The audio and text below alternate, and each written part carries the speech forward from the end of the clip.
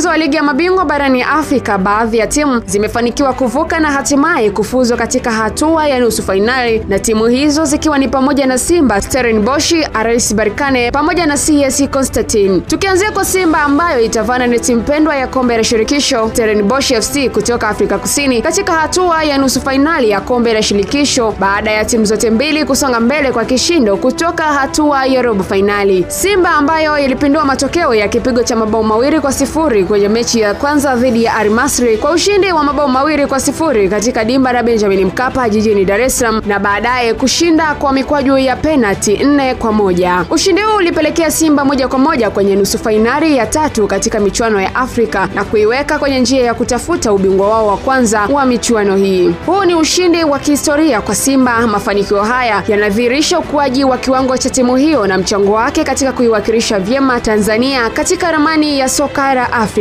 Na Stellenbosch FC kwa upande wao waliandika historia kwa kuwaondoa mabingwa watetezi Zamalek kwa ushindi wa bao 1-0 jijini Cairo katika mojawapo ya matokeo ya kushangaza zaidi kwenye historia ya mashindano haya. Lakini kwa upande wa timu ya Berkane ya Morocco itayoenda kukutana na CS Constantine, ambayo timu hii Berkane pia imefanikiwa kutinga nusu fainali ya kombe la shirikisho baada ya ushindi wa jumla ya mabao 2-0 dhidi ya ASEC Mimosas, mechi ya mkondo wa pili iliyofanyika katika uwanja wa Stade Municipal de Berkane, ambapo wenyeji walionyesha ubora wa hali ya juu licha ya bao la kwanza dakika za mwisho. Ushindi huo uliwahakikishia Berkane kusonga mbele kwa mara nyingine hadi nusu fainali, wakiendelea na historia ya ubora katika shindano hili wakiwa wameshinda mara 2 mnamo mwaka 2020 na mwaka 2022. Katika mkondo wa kwanza uliochezwa mjini Abidjan, timu hizo zilitoka sare ya 0-0. Hii ilimpa Berkane motisha kutumia vyema faida yao ya nyumbani mbele ya mashabiki wenye shauku, na hawakusita kushambulia mwanzo hadi mwisho. Licha ya historia nzuri katika soka la Afrika, ASEC Mimosas walionekana kuwa na mwanzo mbaya, wakishindwa kuonyesha kiwango chao cha kawaida na kuondolewa bila kufunga bao hata moja katika mechi zao zote mbili. Kwa matokeo haya, Berkane sasa itamenyana na CS Constantine ya Algeria katika nusu fainali. CS Constantine alifuzu baada ya kushinda USM Alger kwa mikwaju ya penalti katika mechi ya kusisimua ya robo fainali kati ya timu mbili za Algeria. Timu hii ya Berkane ya Morocco ndiyo timu pekee kati ya hizi 4 iliyowahi kutoa taji hilo mwaka 2020-2022, wakati CS Constantine ya Algeria nayo imeonyesha uwezo wa kushtua tena baada ya kuondoa USM Alger. Sasa nini kitakachokwenda kujiri kati ya timu hizi zote, na je, unafikiri ni nani atakayeweza kutinga hatua ya mwisho kabisa ya fainali? Andika maoni yako, na mimi hapa ni binti wa Isaac.